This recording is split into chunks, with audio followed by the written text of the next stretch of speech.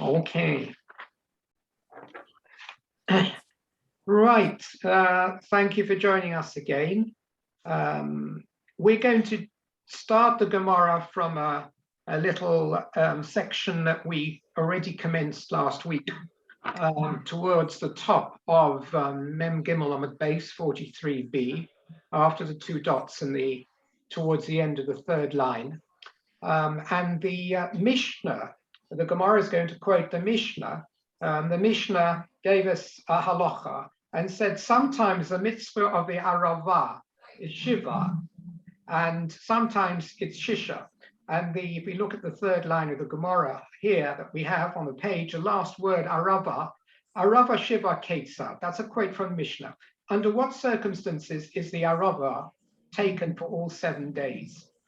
1 second, I'm just going to make a few changes on the screen. Okay, and I'm going to share screen.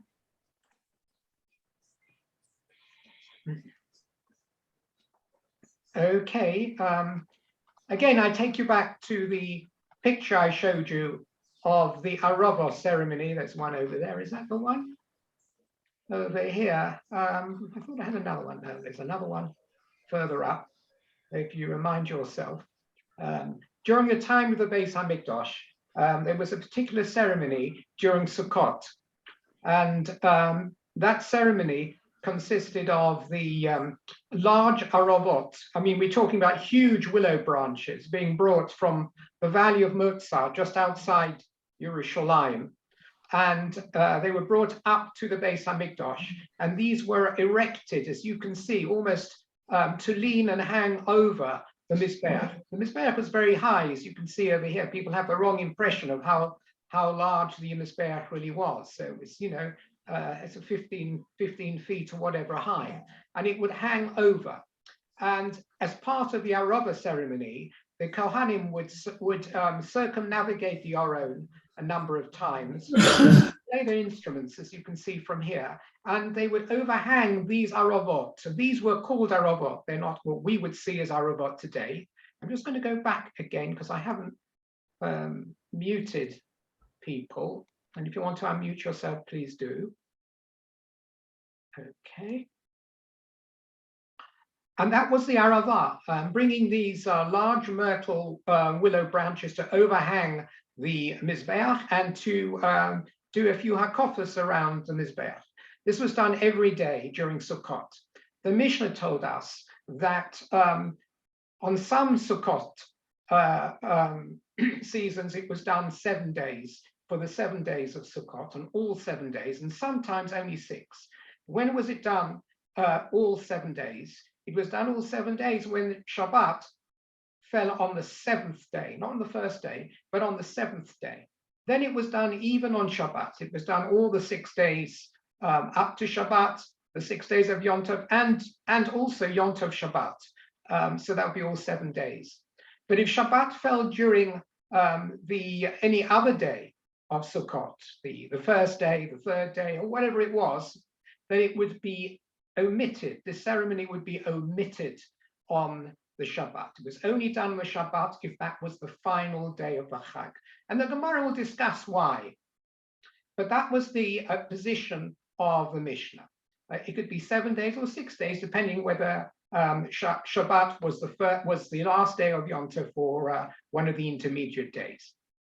So let's go back to the Gemara there. Arava Shiva Ketzad, that's what the Mishnah said. And it answered that if it's on the 7th day, that's the occasion when it would be taken all 7 days, including Shabbat, if that was the 7th day. So the Gemara asks here now, Arava Bashvi my Tama Memtes Dachya Shabbat. What is the reason that we allow the Arava to be taken on the Shabbat on the 7th day? Don't we remember that when it came to taking of the lulav and etrog, we said that apart from the first day, all the other days, if Shabbat were to fall on any other day of Sukkot, it was not to be taken. Why? Because we're afraid that people might carry their lulavim and estrogim through the street on Shabbat in order to shake them in shul. So we made an actual gezerah, they shouldn't be taken at all, rather than run that risk. If that was the concern, why wasn't there a similar concern on the in terms of the Arava when Shabbat falls on the last day of Yom Tov? There is also a risk, surely, that the Arava will be carried through into the street and Shabbos will be desecrated. So if you're concerned for Lulav and Esrog, and therefore you don't allow Lulav and Esrog to be taken on Shabbat on the intermediate days of Yom Tov, even at the time of the Beis HaMikdash, then we should also equally have been afraid as far as the ceremony of Arava. Why was the Arava taken on Shabbat on the seventh day when there is this risk of carrying? So first of all, the Gemara brings a bit of a red herring answer. We'll see as we go through the Gemara, we are into a very question and answer segment of the Gemara over here, which is an interesting style. We'll bring up some nice new principles as well, but we will see the way in which the Gemara plays a game of ping pong with questions and answers to try and get closer to the truth.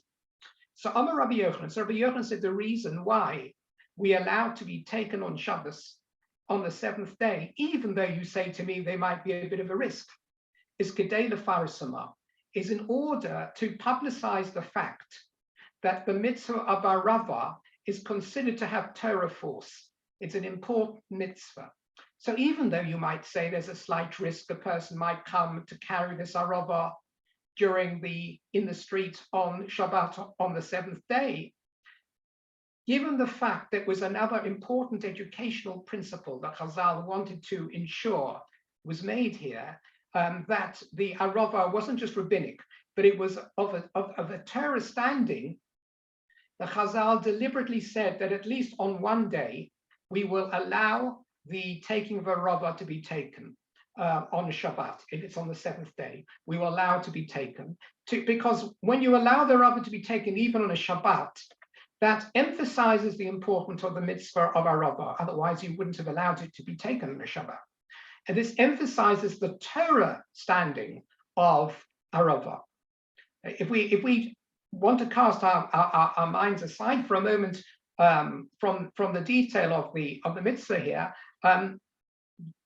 just in terms of determining where in the Torah do we find this mitzvah of Arava? And you may well ask the question, well, where is this mitzvah of the Arava? We're not talking about the Arava and the Lulav and Esrog here. We're talking about this lovely picture you'll see over here. Where do we see the Torah prescribe the setting up of these long willows overhanging the Mizbeach during the days of Sukkot? Surely we do not. So what are we talking about here? Publicizing the fact that the mitzvah of Arava is min ha-Torah. We don't find a mitzvah min ha-Torah to do this. What does the Torah mean? What does the Gemara mean?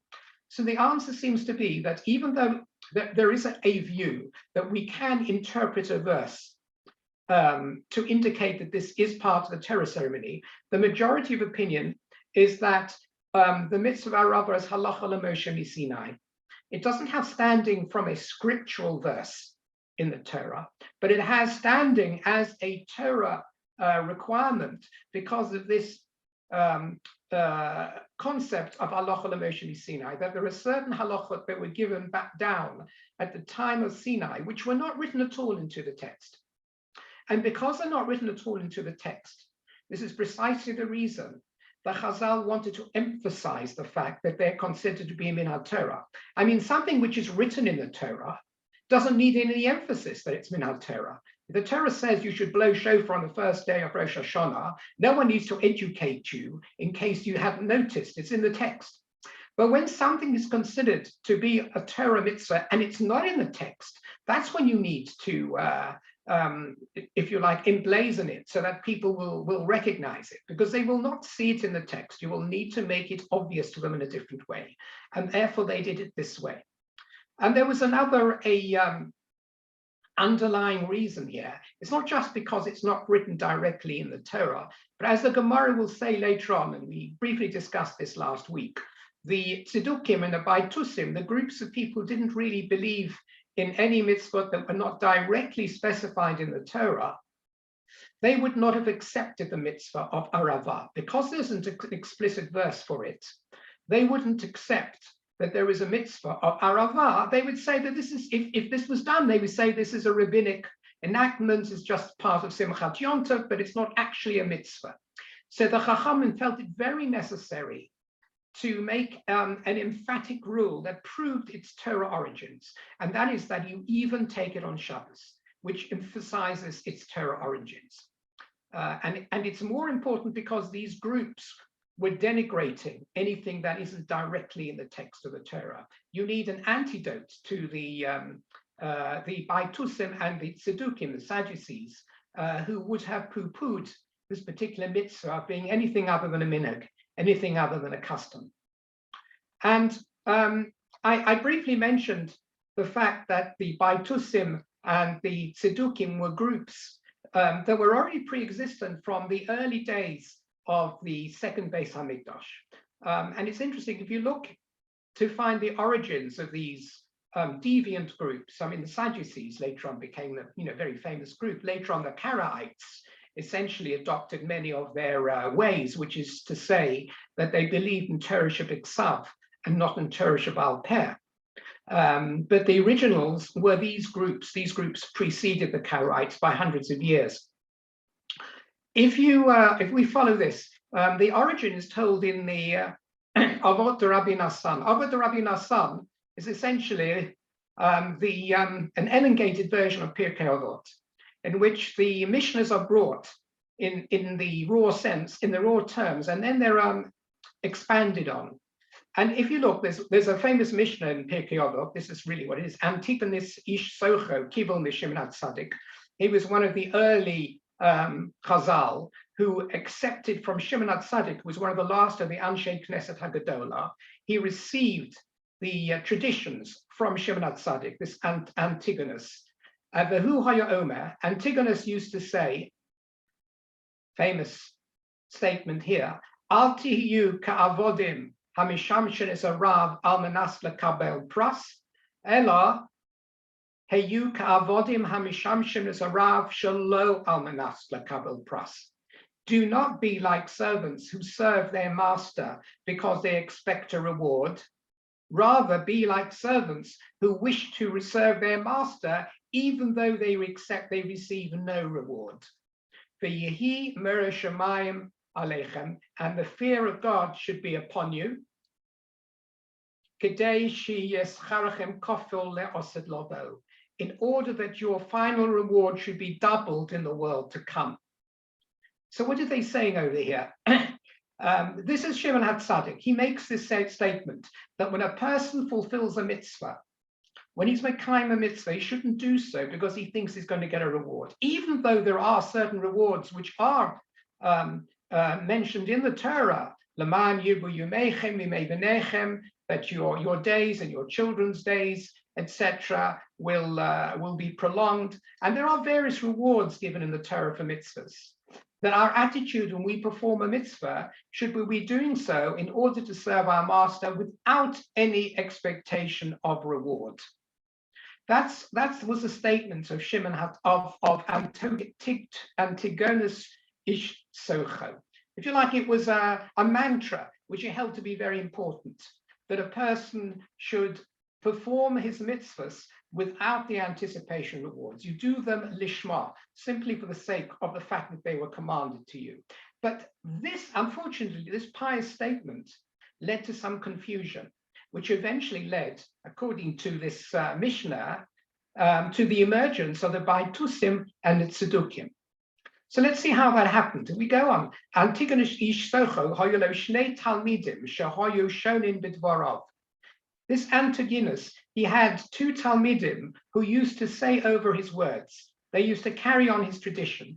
Hoyu shonim the talmidim the talmidehem, and they themselves grew schools of their own, who they lectured in according to their teachings.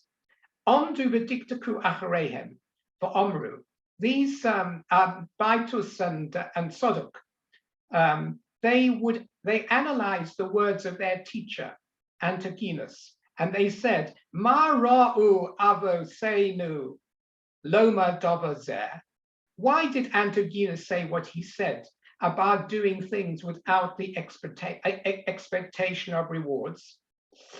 Efshar she'yaseh poel melocha kol hayom velo yochel schoro arvit. Is it possible that a worker can work all day for his master and not receive a reward in the evening? Ella, but they concluded, Ilu hoyu yodim avosenu sheyesh olam acher.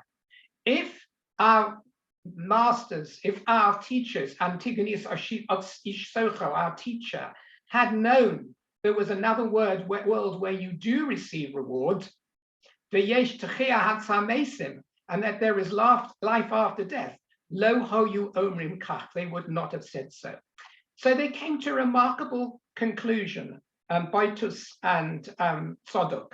They were Kohanim, by the way, as well. They came to the conclusion that the statement of Antigonus didn't mean that we should not have the attitude that we are carrying out mitzvahs in order to receive a schar. It actually meant that be aware that when you do mitzvahs, they will not be a schar. That's the way they read it. And as a result of that, they went off in their own direction. So says the continuation here, Amdu ufirshu min haTorah the nifrtsu mehem shtei protzos tzedikum baitusim. Remarkably enough, they stood up. That means that they left the camp of traditional Torah, and they created two breaches: the breach of Tzedukim, Sadducees, and Baitusim, the Bothuzans, which are really just like an offshoot of Sadducees. Tzedukim are Shum Tzodok. Tzedukim were called Tzedukim because of Tzodok, the leader, their first teacher, and Baitusim are Shum Baitus. And the name of the Baitusim came out of their leader, Baitus. What did they used to do, these Tzedukim Baitusim? You might say there's a little bit of bias here from Chazal in discussing the Tzedukim Baitusim. They decided to enrich themselves, and they would make use of gold and silver vessels all their days, right? Their cutlery was pure gold and so on. In other words, they pampered themselves. And at Tzedukim Omrim, Suris he, Biyad Perushim, Shein Mitzar, and Atzman Be'olam Hazer, Be'olam Haba Ein Lahem Klum. They said, why should we be Pharisees like Antigonus was? Since there is no reward we are going to get, there's just no point for us toiling in Torah and mitzvahs all day, not engaging in the luxuries and vanities of the world, and then not to have any reward in the next world. What's the point of all that? So what we'll do is we'll pamper ourselves in this world, and we won't be any worse off than anyone else. It's a waste of time for us to be involved in traditional Torah mitzvahs. So this is a bit of a polemic statement you can see over here. It doesn't sound quite realistic. But according to the Avot Rabbi Nosson, this was the origin of the Tzedukim and the Baitusim. And once they lost faith in their teachers and decided to lead their own lives, their own way, in a vain and aristocratic manner, they moved away from believing in Torah Shabbal Peh, and therefore they wouldn't have believed in the Aravah ceremony, and therefore it was important, if you like, that there would be a day, even on Shabbat, when the Aravah was taken, to show that the Aravah, despite not being written in the Torah, carries the weight of the Torah because it's halacha l'Moshe Sinai, despite the Tzedukim and despite the Baitusim. So that's what this Gemara is trying to tell you over here. But it was necessary to make this allowance of taking the Aravah, this large Aravah on Shabbat, just to make a point against the Sadducees and the Pharisees who didn't take this mitzvah of Aravah very seriously. So let's go on back to the Gemara. The Gemara says, "Ihochi," if that is the case, and what is the case? That they wanted to show this as a Torah, but it was to show the importance that Aravah was min haTorah, that they allowed it to be taken on Shabbat. Lulav nami nitchi. Then maybe, why don't we say the same as far as the lulav is concerned? Why, if Shabbos falls on anything other than the first day, based on Mikdash times today, any day. But in Beis Hamikdash times, on anything but the first day, why is it that we do not take lulav and esrog? If Shabbos falls on Chol HaMoed during Sukkot, we don't take lulav and esrog on that day. Why not? Why shouldn't it be docha? Shouldn't we make the same principle? Kedei lefarsa Moshe min HaTorah. Don't we want to proclaim that lulav and esrog is also min HaTorah? Seems a strange question over it. The Gemara is saying, well, you've just given a nice explanation for why we take the Arava even on Shabbos on one occasion, because you say it's important to let everybody know this is an important Torah halacha. But we don't take lulav and esrog on anything other than the first day. We're going to have to omit the first day. On the first day in the Beis Hamikdash, they did take it, but on the other day, we don't take it. Why shouldn't we also try and proclaim the fact that lulav and esrog is min HaTorah? And in order to deviate from the Baithusins and Sedukim, surely we should deliberately say it should be taken on Shabbos Chol HaMoed as well, Sukkot, because otherwise people might say, well, it's not min HaTorah. If you're so interested in proclaiming the value and the sanctity of a mitzvah to show it's min HaTorah, then you should make it Docha Shabbos. After all, you're not doing anything terribly wrong taking the lulav and esrog. We're afraid of carrying it through the streets. But after all, you're saying it, there's an important fundamental educational principle at stake here. And that is to prove that the mitzvah is min HaTorah. And that's why you allow the Arava to be taken on the seventh day of its Shabbos. So allow it also in Shabbos Chol HaMoed to prove that it's a mitzvah min HaTorah. At this point, you should be jumping up and down and scratching your heads in disbelief. Because the whole reason, a moment ago, we said that it was important to lefarsama, to publicize that the Arava is min HaTorah or carries Torah weight, is because the din of Arava isn't mentioned specifically in the Torah. This din of the giant Arava on the Mizbeach is not mentioned in the Torah. And since it's not mentioned in the Torah and it's only Halacha L'Moshe Sinai, therefore the Baithusians may say that it doesn't really exist. So I understand you need to publicize the fact. But hang on a moment, what is the Gemara saying? We should take lulav and esrog on Shabbos Chol HaMoed as well to prove that it is min HaTorah. Isn't there a pasuk that tells you the lulav and esrog is min HaTorah? What are we talking about over here? Isn't this a crazy question? Let's have a look at the psukim here. I'm showing you the psukim. This is the very, very famous source psukim for sukkahs. V'lekachtem lochem bayom harishon pre-eitz hoda kapos tomorim v'anaf eitz ovos v'arvi nachol usamachtem nifnei Hashem Elokeichem shiv as yomim. We know there's a din, do we not, of taking lulav and esrog all 7 days. So you don't need to be mefarising it. You don't need to prove to anyone that lulav and esrog is min HaTorah. The pasuk says it is min HaTorah. So what is the Gemara trying to say over here? You know, we might need to tell people educationally who might have forgotten that it's min HaTorah because it's not mentioned there, but it is mentioned there. However, if you look at the pasuk, you'll see that it's not mentioned in the pasuk either. The fact that we take lulav and esrog all 7 days is a mystery. Doesn't say anywhere in the Torah. Let's have a look at the pasuk more carefully, and you'll see that it's not clear at all from the verse that you take lulav and esrog for 7 days on Sukkot as we do. Lekachtem lachem bayom harishon pre-eitz hadar. You take on the first day. Which day? The first day. Pre-eitz hadar v'chapos tomorim v'anaf eitz ovos v'arvi nachal. The second part of the pasuk isn't necessarily part of the same rule as the first. What does the second part of the pasuk say? Usamachtem lifnei Hashem Elokeichem shivas yomim. You shall celebrate before Hashem 7 days. If you are going to be finicky and look at this pasuk in its fullness, you actually would come to a conclusion in 2 parts. The first part you would conclude is that there is only 1 day mitzvah min HaTorah to take the lulav and esrog everywhere, not just in the United States, but even in Yerushalayim and in the Beis Hamikdash. When does it say you take the Arba Minim by Yom Harishon? Where does it say you take any other day? It doesn't.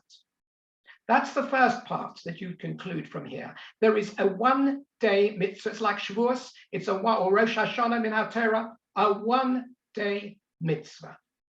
However, the second part of the pasuk says, Shevas Yomim, all that means is there'll be 7 days of simcha. You don't have to have simcha by taking lulav and esrog. Simcha means, we remember we said it's boss of a yain, buying nice clothes for your wife, etc., sweets for the kids, new costumes. That's what you do in order to celebrate during these 7 days. So you could read this pasuk as only mandating 1 day, min haTorah, for lulav and esrog, and the other days being celebration days without lulav and esrog. Now you understand the Gemara's kasha. When the Gemara says, what about lulav as well? It should also be doche Shabbos on Shabbos Chol HaMoed, because when you look at the pasuk, it's not at all clear that lulav applies other than on the first day. So there again, the Baitusim and Tzedukim may come along with the same claim. If you don't take on the Shabbos, what are they going to say? There's only a mitzvah of taking lulav and esrog on the first day, because otherwise you take it on the Shabbos. So we should have mandated, just like for our Rava, we should have mandated that taking a lulav and esrog on a Shabbos, even if it's the third day, even whatever day Shabbos Chol HaMoed falls on, we should have taken it to prove that even during Chol HaMoed it's considered to be min haTorah. That's what the Gemara's question is over here. If you're worried about a Rava being devalued by the Tzedukim, because it's not clear it's a Torah mitzvah, and you emphasize it by allowing it to be taken on Shabbos, then you should do the same for lulav and esrog, because it's also not clearly a 7-day mitzvah in our Torah. You should allow it to be doche Shabbos. You should take it on a Shabbos, on Shabbos Chol HaMoed. And yet we don't. So that's the question of the Gemara. Now the Gemara's answer is a bit peculiar, and you know it's going to be in trouble, because the Gemara's answer now is lulav gezerah mishum rabbah. Lulav, the problem is, as we said before, that you might come to carry it in the street, on the way to shul or wherever, or maybe to show to a rav to ask if your esrog is kosher, whatever it is. So therefore, we don't allow you to take it on the Shabbos, because you might take it through the street. But we knew this already, and we said, isn't there also a fear you might carry the araba through the street? What kind of answer is this? The Gemara wants to say, lulav? No, I know we should be a mefaris in it. We know we should be advertising it because the Tzedukim may devalue it. However, an overriding need is to protect the sanctity of Shabbos. That's what the Gemara is saying now. And since if we allowed you to take it on Shabbos, for good reason, but if we allowed you to take it for Shabbos, it might come to a transgression of carrying on Shabbos through the street. Rather, we say desist. Don't take it on Shabbos. Yes, you will fail to make the message known that you want to make known to the Tzedukim and the Baisusim, yes. However, at least you'll be protecting the sanctity of Shabbos. That's why we don't allow it to be taken on Shabbos Chol HaMoed. However, arava we will allow, but we won't allow lulav and esrog you might carry through the street. Says the Gemara, that's the obvious answer you would expect. Why is it any better with the arava? What are you telling me now?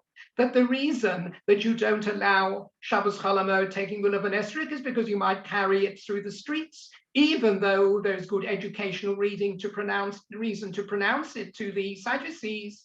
What about the arava? You are allowing it to be taken on the 7th day that falls on a Shabbos. Surely the same fear there is you might carry, you will carry the arava through the street. Maybe you'll take it from Mozart, you will leave it wherever it is. You'll carry it into the Beis HaMikdash. So there's the same fear. So how can we do allow the arava to be taken on the 7th day that falls on Shabbos? The Gemara gives a good answer now. Says the Gemara, no, how can you compare arava with the mitzvah arbeminim? Arava shluche based in Maisila. Lulav masur. Lulav lakol masur. There's a difference. And this is a very good difference. The lulav and esrog is taken by every individual, isn't it? Everyone has their own lulav and esrog. We don't have one leader of a kehillah taking a lulav and esrog on behalf of everybody else. I mean, if there's no one else, then you have to lend it around, etc. But it's a mitzvah for everyone. However, the mitzvah of arava, remember what I said the mitzvah of arava was? It was bringing these large aravot from Mozart, the valley, up to the Mizbeach, and on the day of Sukkot, they're hung against or leaned against the Mizbeach, overhanging the Mizbeach.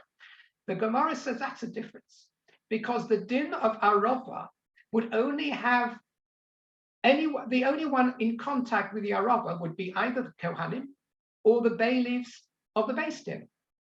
Because it's not a mitzvah hamosol hakol. It wasn't a mitzvah that every Jew, and we didn't talk about every Jew coming up from Mozart, from his own Arava. That never happened.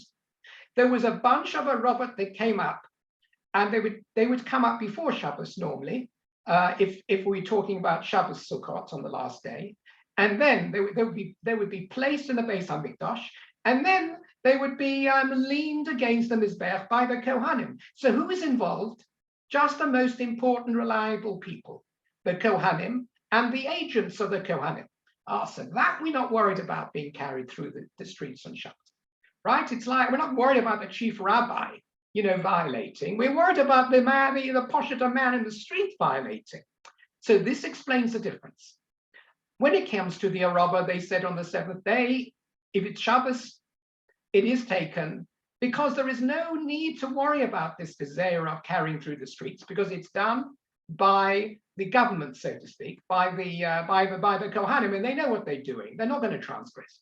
When it comes to Chol HaMoed Sukkos, which is a Shabbos, we desist from taking the Lulav and Esrog, even though there might be the same educational need to pronounce it really is Min HaTorah, but we desist because there really is a fear that amongst the 5 million Israelis, who are going to take Lulav and Esrog, they're going to be people who somehow forget themselves and take their Lulav and Esrog through the streets. When you're reliant on ordinary people like us, we make mistakes. So therefore, they said, don't take Lulav and Esrog on Shabbos. Okay, so that has explained the difference between the Arava and the Lulav and Esrog. The Lulav and Esrog, there is the Gezeres is, if you like, more fixed, not to take it on a Shabbos, because we're worried about individuals. When it comes to the Arava, it was Docha, the seventh day of Shabbos was the mitzvah was Docha Shabbos if it happened to fall on the seventh day, because it was important to pronounce the fact that it was Min HaTorah, and there was no risk of violation because it's done by the Kohanim themselves or by the agents of the Kohanim. Now the Gemara asks another question. The Gemara is like a leech over here in trying to find an error in the logic. So this is a very interesting piece of ping pong, really, in the Gemara. It's a very typical line of attack. Says the Gemara, if you're now telling me that when it comes to the Arava, this is what you've just said to me, says the Gemara, when it comes to the Arava, we allow it to be taken on the seventh day of Sukkot if that happens to be a Shabbos. Even though it's a Shabbos, we take it if Shabbos is the seventh day. Why? Because you're saying there is no fear of carrying it through the street. Because it's being done by the Kohanim and the agents of the Kohanim. They're very reliable people. Then I have another question, says the Gemara. Kol Yoma Nami Letchu. Why is it that we've said that only if Shabbos falls on the seventh day do we allow the Arava to be taken? If that's the only time you'd have 7 days, we said if Shabbos were any other day of Sukkot, then the Arava would not be taken on Chol HaMoed. That Arava, that large Arava, that ceremony would not be done. It's only the seventh day is Shabbos. So says the Gemara, once you tell me that there is no fear of carrying through the streets, it should always be all 7 days. It doesn't matter whether the seventh day falls on a Monday, whether the Shabbos falls on the seventh day or the first day or the second or the third day. It should always be taken on a Shabbos, because what's the reason not to take it? We're saying there is no risk of carrying through the street because it's being done by the Kohanim. So why have we uniquely said that it's when Shabbos falls on the seventh day that we allow it to be taken? That doesn't seem to be logical. There's no reason to say that same heta shouldn't be available on the other days as well. That's the Gemara's question. So the Gemara gives an interesting answer. Asi levapuke balulav. If you did allow it, the Gemara in a sense is accepting this argument. There is good reason to allow this Arava ceremony to take place whether Shabbos falls on the seventh day or the third day or the first day, any day, because there's no fear that anything's going to go wrong, and it's a 7-day rule, really. So why not let it happen? Yes, it's true, says the Gemara. That is the case. However, The reason that we don't allow it to be taken, except on if Shabbos is the 7th day, only then do we say it is Doche Shabbos, is because otherwise you might begin to cast aspersions to the din of Lulav and Esrog. Isn't this strange? Remember, what are we saying about Lulav and Esrog? We're saying that Lulav and Esrog, in the time of the Beis Hamikdash, we said was only Doche Shabbos on the first day, but not in subsequent days. Why? Because in subsequent days, we have this fear that you might carry it through the street. Yeah, because everyone's carrying your own. So if you weren't taking it on the first day, that's very special. And we do allow you to take it the first day, Gemara said before. But on the other days, we don't allow it. Now, just think. You have a person who's presented with 2 mitzvahs, and he's asked to evaluate them in terms of a scale of values, which is more important, which is less important. So you're told that when it comes to Lulav, if the first day is Shabbos, you take it. But if Shabbos falls on any of the other days, you miss it out. That's the din with Lulav. And then you're told the din with Arava is whenever Shabbos falls, you can always take it. It always pushes away Shabbos. So which of these 2 mitzvahs do you see as being more weighty? Arava. Because Arava, all of a sudden, you can take on Shabbos, even if it's the first day, 3rd day, 5th day, and 7th day on this basis, whereas the Lulav only on the first day of its Shabbos, but otherwise you don't take it as Shabbos as Chol HaMoed. So it seems, therefore, what you're doing by this, if you allowed the Arava to always push away Shabbos, even if Shabbos was any of the other days, then it would appear that you were devaluing in some way or disrespecting the mitzvah Lulav and Esrog. And we don't want to create any impression that we're disrespecting the din of Lulav and Esrog. After all, the din of Lulav and Esrog is mefurish in our Torah. That's explicitly in the Torah. Whereas the din of, even though you could learn the posuk in a strange way, the din of Arava is halacha l'Moshe Misina. I'm not saying it isn't important, but it's not actually in the text. So if you start to be more lenient on the Shabbos vis-a-vis the Arava than the din of Lulav and Esrog, it seems that you are somehow overvaluing the halacha l'Moshe Sinai and devaluing the actual text which relates to Lulav and Esrog. We don't want to do that. And that's why we say that we're only going to allow the din of Arava to push away the din of Shabbos if Shabbos falls on the 7th day. On one particular day of Sukkot, if it falls on one particular day, the 7th day, we'll say it pushes it away. And we do, and that's symmetrical now with Lulav. It's just that the day is different. On the Lulav, we say it pushes away the fears of Shabbos on the first day, but not the subsequent days. When it comes to Arava, we just happen to choose the 7th day. We'll talk about that separately. We say that it pushes away the fear of Shabbos on the 7th day, but not the other days. But they're symmetrical in that we don't find the impression now that the Arava is more important than the Lulav and Esrog. That's how the Gemara understands it over here. So we've so now the Gemara asks the obvious carry-on question. We're gradually going to get to solving all the questions we have. Why did we choose the 7th day? I said to you, very peculiarly, that we only take Arava if it falls on Shabbos if Shabbos is the 7th day. Unlike the case of Lulav, where we say you can take it on Shabbos if it's on the first day, at the time of the Beis Hamikdash, not for us, the time of the Beis Hamikdash. Why is that? Why we've gone for 2 opposite bookends over here? In the case of Lulav, it seems the day that we give priority to the Lulav and Esrog is day 1, even that over the fear of Shabbos. In the case of Arava, we're giving priority to day 7 and say if Shabbos falls on day 7, we will allow Arava to override any fears we have on Shabbos. You know, isn't this random? Why isn't it day 1 for both, day 7 for both, day 3 for both, whatever it is? Why do we say day 1 is the primary day for Lulav and day 7 is the primary day for Arava? Where does this day 7 come from? After it's not the first thing you'd think of about. I'm going to teach an educational lesson, right? We're saying it's an educational lesson. I've got to allow it to be taken even on a Shabbos so that there's naughty Bythusians and Siddukim, don't tell me that this isn't an important mitzvah. So I'm going to allow it to be taken at least once if it falls on a Shabbos. Why do I choose the 7th day as an educational principle? Maybe the educational principle should be day 1. If day 1's on a Shabbos, it's like Lulav. It's making the point as well educationally that it can push away Shabbos, and that's all you want to do. Why do we place that educational principle in relation to day 7? That's what the Gemara is asking now. It should be day 1, surely. Says the Gemara, because if it were day 1, lo muchacha milsa, it would not be so obvious what we were trying to do. Let's wait on a moment. Omri, people would say, lulavhu de kodachi. They will say it's only because of lulav. Listen to this subtle answer the Gemara giving.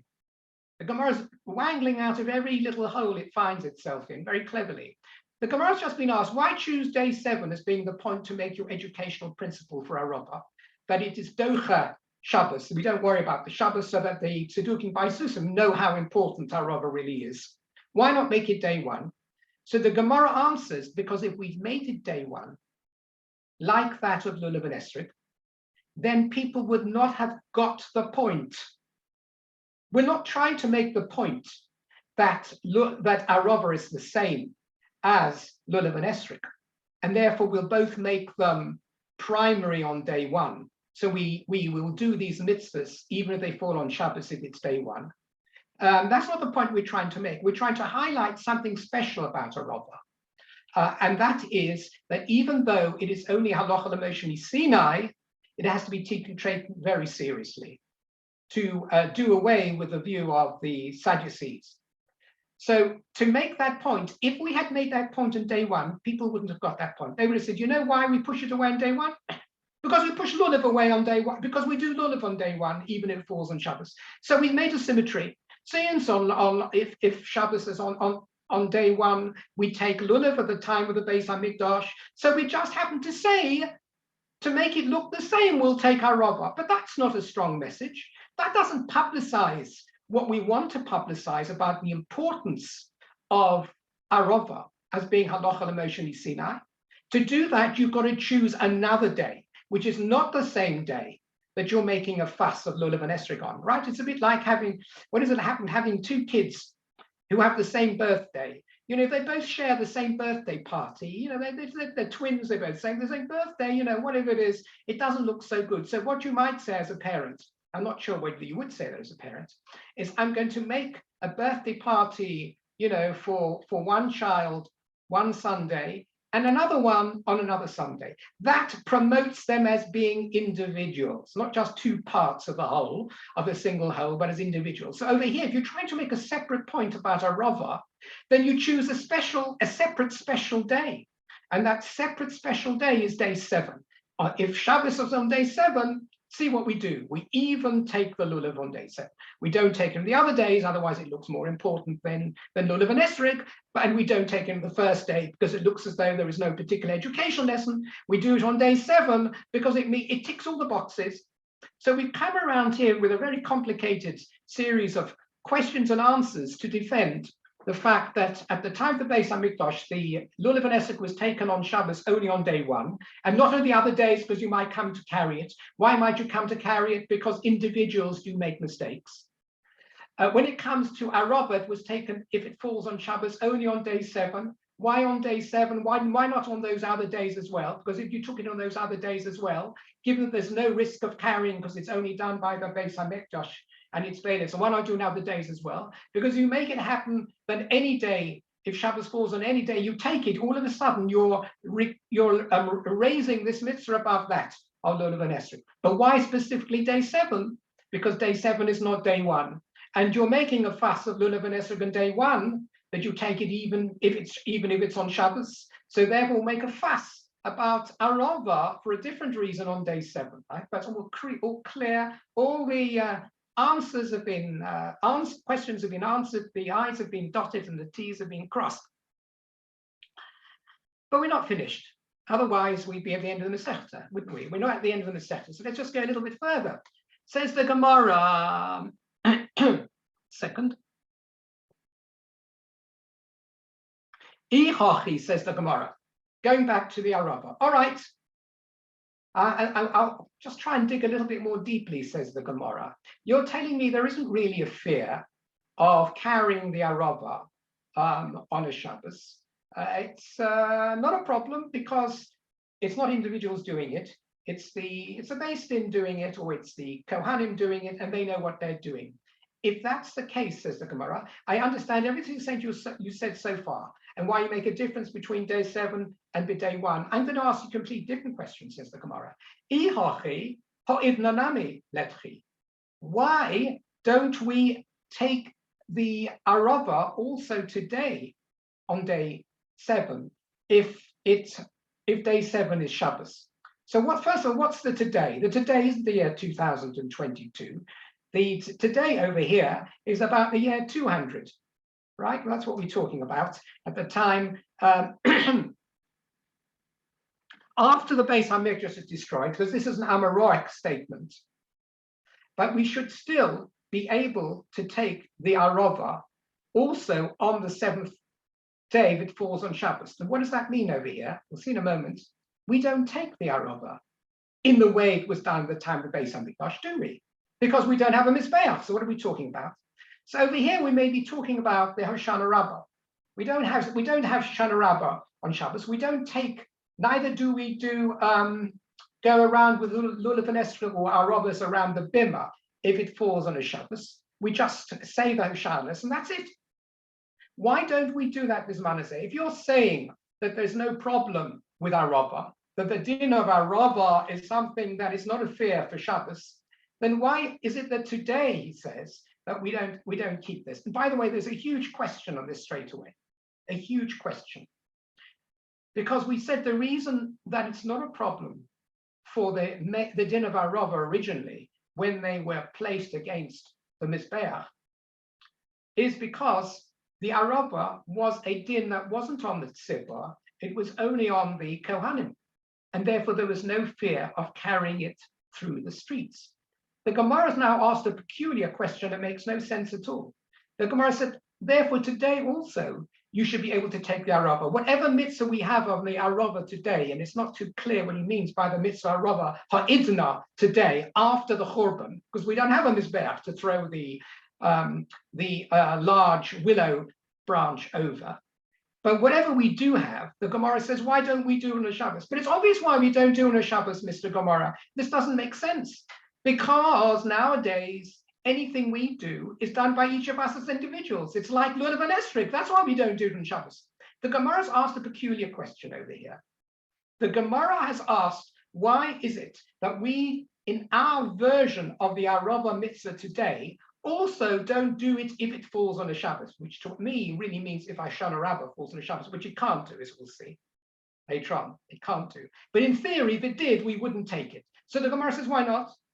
This is a vestige of the mitzvah at the Beis HaMikdash, and then we did do it if the 7th day falls on Shabbos. Why don't we take our version of the arava today if it falls on Shabbos? Asks the Gemara.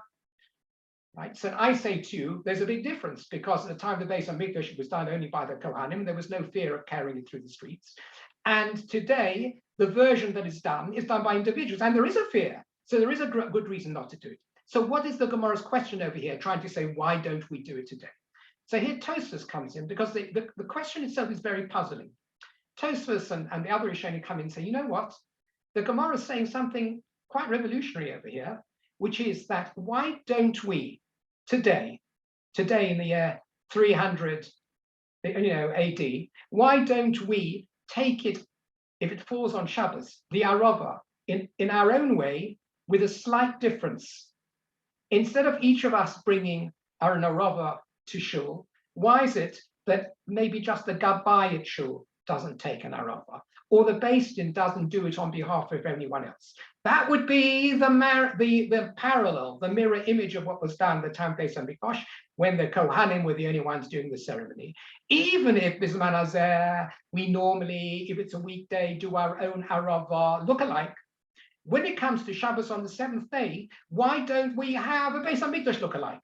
Which means that not everybody will do it, but some individual nominated will do it, and he will be trusted. right? If you're the only one nominated on behalf of the shul to do something, you jolly well don't forget it's Shabbos, do you? I mean, you know where you've been landed with a very important task. You know you're not going to break Shabbos. So therefore, maybe we should allow it to be done that way. It's still a bit of a strange question, but that's the Gemara's question. Let's do it in such a way that there isn't a fear of every individual doing it.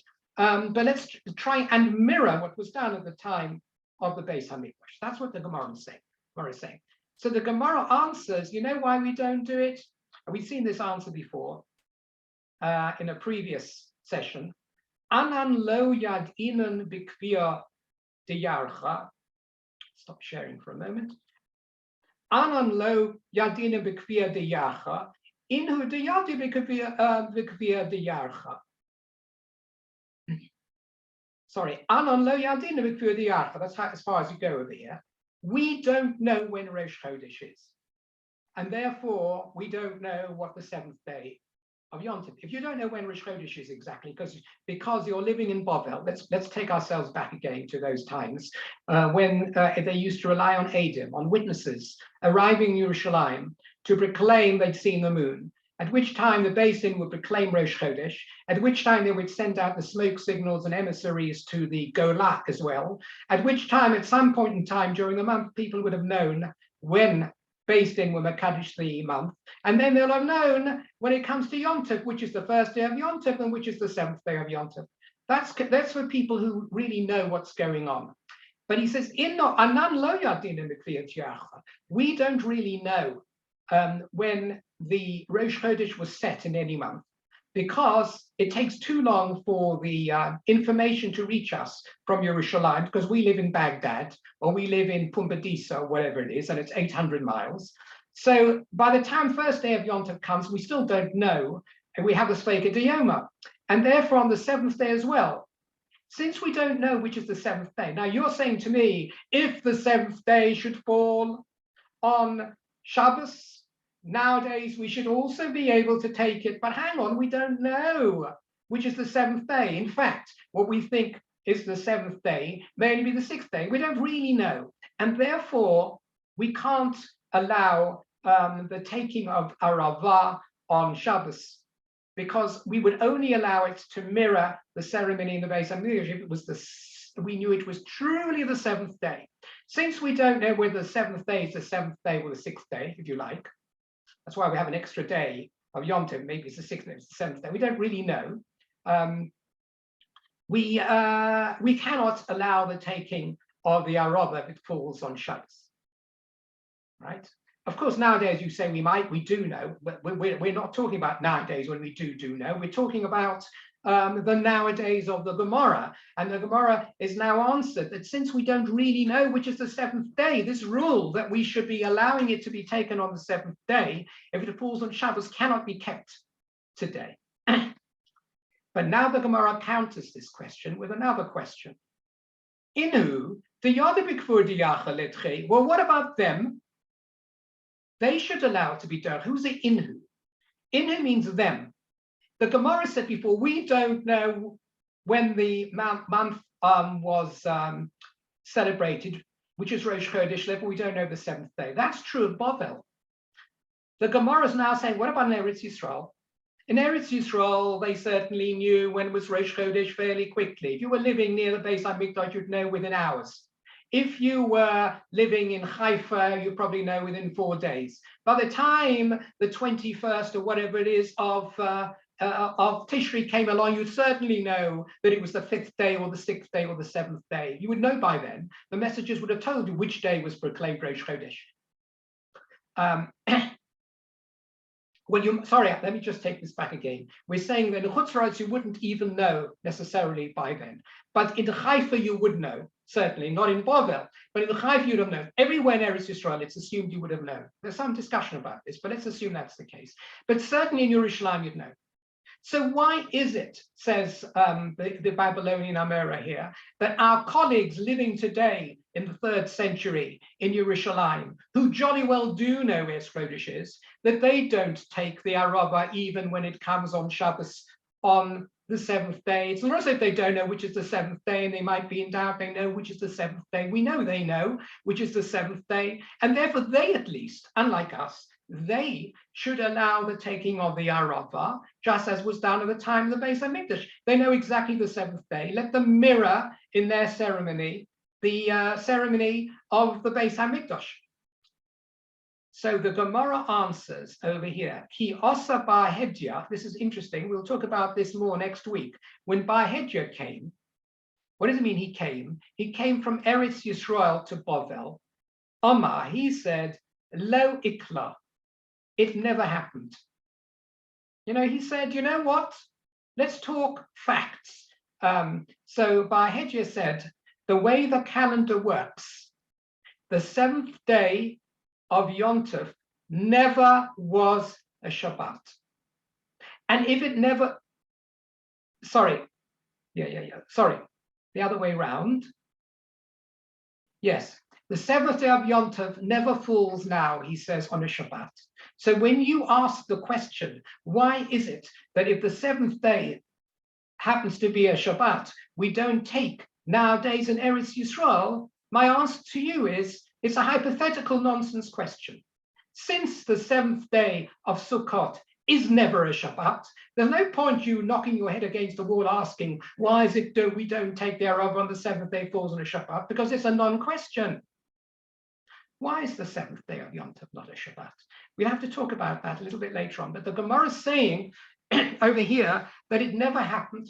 And it never happened because the Chachamim in Eretz Yisrael made sure that the seventh day of Sukkot never was a Shabbat. And by the way, that's the situation today as well. The last day of Sukkot is never a Shabbat. The first day often is, but the last day is never a Shabbat. We conspire to change the calendar in such a way that it doesn't happen. And there's no point asking me if it's a Shabbat, why don't we take it? It isn't, because we've conspired to ensure it never falls on a Shabbat deliberately. The big question on this, of course, let me just conclude on this really. The big question on this is if they were being Mekadesh the Chodesh al pi edim, witnesses, we have a real reason to be puzzled. Surely what dictates what day is Rosh Chodesh, and therefore what date is the first day of Yom Tov, and therefore what day is the seventh day of Yom Tov, is what the witnesses say. And if it so should come out that the seventh day of Yom Tov is a Shabbat, so be it, it's a Shabbat. How can we say that it never turns out to be a Shabbat? We're doing this on testimony. Surely it's impossible that by huge coincidence, it never worked out that the seventh day was a Shabbat. If you're not working according to calculation, but you're working according to witnesses, then it should have been maybe a 1 in 7 chance that should happen. How can you say it never happened? So to understand that, as we'll see, we have to add something extra to what people sometimes become confused about, that when they operated according to witnesses in determining which day was Rosh Chodesh, that it was done entirely on the basis of witnesses. It wasn't. When the witnesses came, they were interrogated. If their interrogation was accepted, then theoretically, the day on which the day following the night they saw the moon was officially Rosh Chodesh. However, if they didn't actually proclaim it as Rosh Chodesh, if they didn't actually say Mekudesh, Hayom Mekudesh Mekudesh, which was their proclamation that it's Rosh Chodesh, it isn't, despite the witnesses having come. Sometimes the witnesses came and made mistakes, and the Beis Din refused to accept the testimony. They could equally decide that for other reasons, they didn't want today to be Rosh Chodesh. Now, supposing in the month of Tishri, witnesses come along, and it seems they're correct, and today should be Rosh Chodesh. But when they calculate ahead, they see that today is Rosh Chodesh, and if we operate according to the witnesses, it will turn out that the seventh day of Sukkot down the line is going to be in a Shabbat. They would deliberately ignore the witnesses and make the next day Rosh Chodesh instead, so that the seventh day would fall out on a Sunday. Why? We'll see, for various reasons. But the point is, the witness basis was a bit more hybrid than it would seem at first sight. There was calculation involved. There was thought about the consequences of when Shabbos falls, on when, and various other aspects in terms of the calendar would come in. Yes, the witnesses were accepted. Usually the testimony would be the signal for Rosh Chodesh, but there were these other considerations that were in the background, and a proclamation was only made after those other considerations had been taken into account. Stop the recording over here. Second.